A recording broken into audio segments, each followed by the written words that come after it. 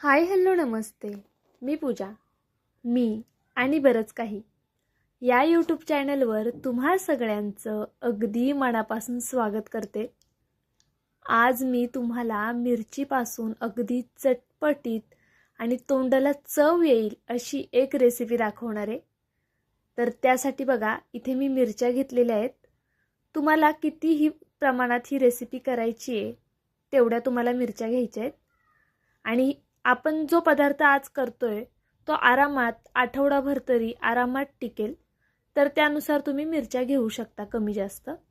इथे सगळ्या मिरच्यांना मधनं अशा पद्धतीने मी कट दिलेला आहे बघा. एका मिरचीचे आपल्याला 2 भाग करायचे. ह्या पोपटी मिरच्या आहेत, म्हणजे ह्या अजिबातच तिखट नसतात, खूप कमी तिखट असतात. तर याच मिरच्या आपल्याला या रेसिपीसाठी घ्यायच्या आहेत.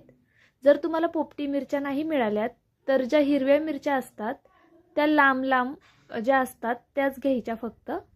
आणि बघा अशा पद्धतीने कट करून घ्यायचे आपल्याला. मध्ये संपूर्ण मिरच्या आपल्याला अशा पद्धतीनेच कट करून घ्यायच्या आहेत.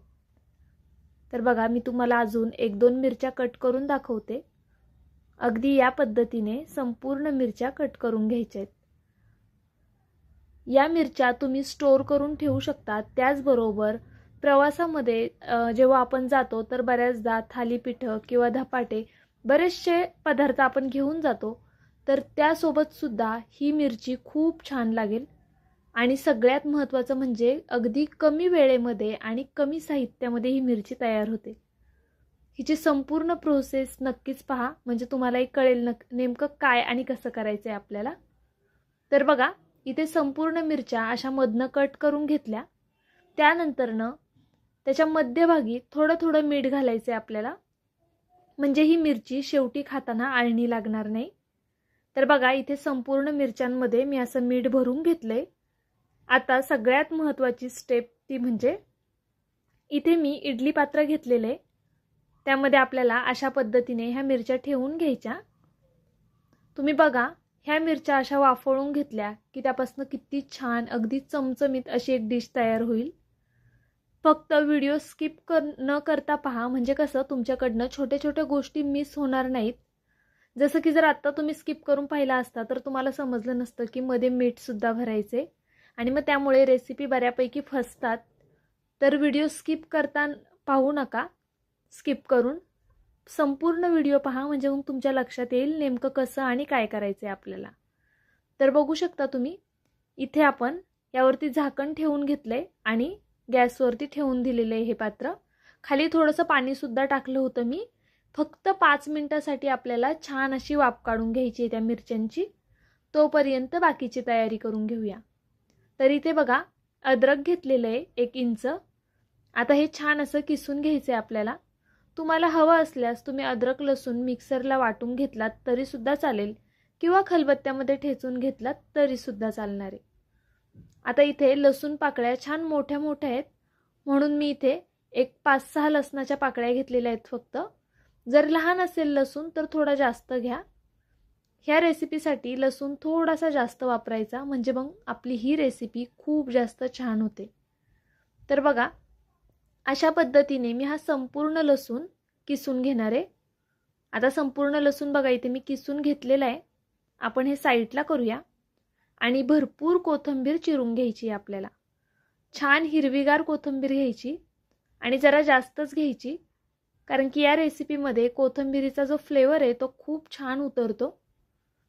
तुम्हाला हवं असल्यास तुम्ही कोथिंबीरीच्या काड्या ज्या असतात, आपण कोथिंबीर निवडल्यावर ज्या काड्या शिल्लक राहतात तर त्या काड्या इथे वापरल्यात तरीसुद्धा चालणार आहे.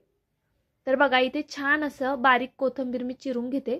जर तुम्ही काड्या वापरत असाल तर एकदम बारीक मस्त चिरा, त्याचासुद्धा फ्लेवर ह्या रेसिपीमध्ये खूप छान येईल.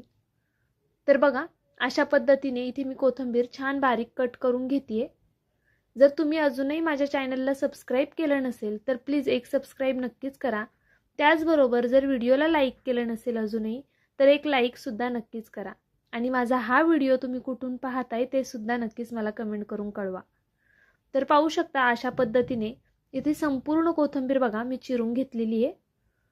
तोपर्यंत आपल्या मिरच्या सुद्धा झालेल्या आहेत. एक 4 ते 5 मिनिटांमध्ये लगेचच मिरच्या वाफळून होतात.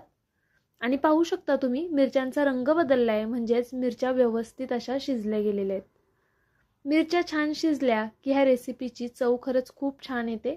त्यामुळे कमीत कमी 5 मिनिटं तरी मिरच्या छान अशा वाफेवरती होऊन द्या. आता इथे बघा कढई ठेवली आहे. कढईमध्ये 2 पळ्या इतपत तेल घातले मी. 2 पळ्या तेल इनफ आहे ह्या रेसिपीसाठी. थोडी चमचमीत करायची आहे, त्यासाठी तेल थोडं जास्त वापरले. तुम्हाला हवं असल्यास थोडं कमी सुद्धा घालू शकता, पण ही रेसिपी थोडी चमचमीतच छान लागते. आता इथे बघा मोहरी घातली. मोहरी छान तडतडून दिली. मोहरी छान तडतडली की लगेचच जिरं घालायचे. जिरं सुद्धा थोडं जास्त घालायचं. आपण इतर वेळेस जसं जिरं वापरतो ना त्यापेक्षा थोडं जास्त घालायचं जिरं. त्यानंतरनं लसूण आणि अद्रक घालायचं तेलामध्ये. गॅसची फ्लेम मीडियम आहे. मीडियम फ्लेमवरच आपल्याला हे छान असं परतवून घ्यायचे बघा. अद्रक लसणाचा कच्चेपणा जाईपर्यंत हे छान असं दोन्ही परतवून घ्यायचं. त्यानंतरनं लगेचच यामध्ये भरपूर चिरलेली कोथिंबीर घालायची आहे. तेलामध्येच कोथिंबीर घालून घ्या अशा पद्धतीने. आणि आता कोथिंबीर सुद्धा आपल्याला तेलावरती छान अशी परतवून घ्यायची. गॅसची फ्लेम मीडियमच ठेवायची आहे. बारीक गॅसवरती करू नका आणि खूप फास्ट गॅसवर सुद्धा करायचं नाहीये. मीडियम फ्लेमवरच आपल्याला छान कोथिंबीर सुद्धा मऊ होईपर्यंत बघा अशा पद्धतीने शिजवून घ्यायची. बऱ्यापैकी कोथिंबीर आपली परतली गेली आहे बघा तेलावरती. रंग फक्त त्याचा काळपट होऊन द्यायचा नाही, असा हिरवा जरा रंग असतानाच आपल्याला पुढचे जिन्नस घालून घ्यायचे. तर आता काही सुके मसाले ॲड करूया आपण यामध्ये. तर बघा मध्ये थोडंसं तेल असं जागा करते आणि त्यामध्ये हिंग घालून घेतले मी. हिंग काही सेकंद फक्त तेलावरती असे परतवून घेतलं की मग पुढचे सुके मसाले घालून घेऊया. इथे मी 1 मोठा चमचाभर बघा धना पावडर वापरलेली आहे. त्यानंतर आपल्याला बेडगी मिरची पावडर घालायची आहे यामध्ये. आपण मिरच्या ऑलरेडी भरपूर वापरल्यात त्यामुळे लाल तिखट नाही वापरणार आहोत. बेडगी मिरची पावडर घालायची आहे कलरसाठी. त्याचबरोबर थोडीशी हळद घालून घ्यायची. फक्त हे 3च मसाले घालायचेत आपल्याला, हळद, बेडगी मिरची पावडर आणि धना पावडर. आता मसाले थोडा वेळ तेलावरती छान असे परतवून घ्यायचे. खूप जास्त वेळ नका परतू, अगदी काही सेकंद फक्त तेलावरती असा मसाला छान परतवून घ्यायचा. गॅस मीडियम आहे. आता यामध्ये दही घालायची आहे 1 वाटी. आपण पोहे खायच्या चमच्याने जर हे दही मोजलं तर 3 ते 4 चमचे दही असेल. तर बघा आता हे कंटिन्यू सतत असं हलवत राहायचं दही घातल्यानंतरनं. अशा पद्धतीने कंटिन्यू हलवत राहायचं ह्याला, म्हणजे मग खाली लागणार नाही आणि दही फुटणार सुद्धा नाही. तर पाहू शकता तुम्ही छान तेल सुटेपर्यंत मी हे दही परतवून घेतलेलं आहे. अगदी याच पद्धतीने आपल्याला दही परतायचं आहे. गॅस बारीक केलाय दही घातल्यानंतरनं आणि बारीक गॅसवर हे छान असं बघा परतवून घेतले. 2 ते 3 मिनटं कमीत कमी मी हे छान दही परतून घेतलं तेलावर. त्यानंतरने यामध्ये ज्या आपण वाफळून घेतलेल्या मिरच्या होत्या त्या ॲड करायच्या आहेत. आणि बघा हे सुद्धा संपूर्ण छान असं मिक्स करून घ्यायचं. ह्या मिरच्यांमध्ये जे दह्याचं आपलं बॅटर केलेलं आहे, आपण जी ग्रेव्ही केली आहे ही दह्याची, ती संपूर्णपणे गेली पाहिजे. त्यामुळे छान असं हलवून घेतलंय. यामध्ये चवीनुसार थोडंसं मीठ घातलं, कारण की आपण आधी मिरच्यांमध्ये मीठ भरलेलं आहे. त्यामुळे बघा अगदी थोडंसं मीठ घातलंय मी. आणि पुन्हा हे छान एकजीव करून घेऊया अशा पद्धतीने. पाहूनच कोणाच्याही तोंडाला पाणी येईल अशी ही रेसिपी आहे. खरंच एकदा नक्कीच ट्राय करा. खायला खूप जास्त छान लागते. ही मिरची तेलावरती अशी 2 मिनटं तरी कमीत कमी परतवून द्यायची, म्हणजे मिरचीच्या आतपर्यंत हे सगळे मसाले जातील आणि मिरची खाताना खूप टेस्टी लागेल. ही मिरची तुम्ही कशासोबतही खाऊ शकता. अगदी साधा वरण भात असेल, बिना फोडणीचं जरी वरण असेल ना, त्यासोबत सुद्धा खूप जास्त छान लागेल ही मिरची. एकदा तुम्ही नक्की ट्राय करा. करायला किती सोपी आहे तुम्ही पाहिलंच. धपाट्यांसोबत खाऊ शकता, कोणत्याही पराठ्यांसोबत खाऊ शकता, अगदी भाकरीसोबत, चपातीसोबत, कशासोबतही खाऊ शकता. प्लस ही मिरची 4 ते 5 दिवस तरी आरामात टिकेल फ्रीजच्या बाहेर. त्यामुळे नक्कीच तुम्ही एकदा तरी या पद्धतीने ही मिरची करा आणि केल्यानंतरनं मात्र मला कळवायला विसरू नका की तुम्ही ही मिरचीची रेसिपी केली आणि तुम्हाला आवडली की नाही. आणि ह्या माझ्या मिरचीच्या रेसिपी पाहून कोणाकोणाला असं वाटतंय की आत्ताच करायला घ्यावं ते सुद्धा नक्कीच कळवा, कारण तुमच्या छान छान कमेंट वाचून खरंच मला खूप छान वाटतं. तुम्ही माझा व्हिडिओ संपूर्ण पाहिलात त्याबद्दल खरंच खूप मनापासून धन्यवाद. उद्या पुन्हा भेटेल नवीन व्हिडिओसोबत. बाय.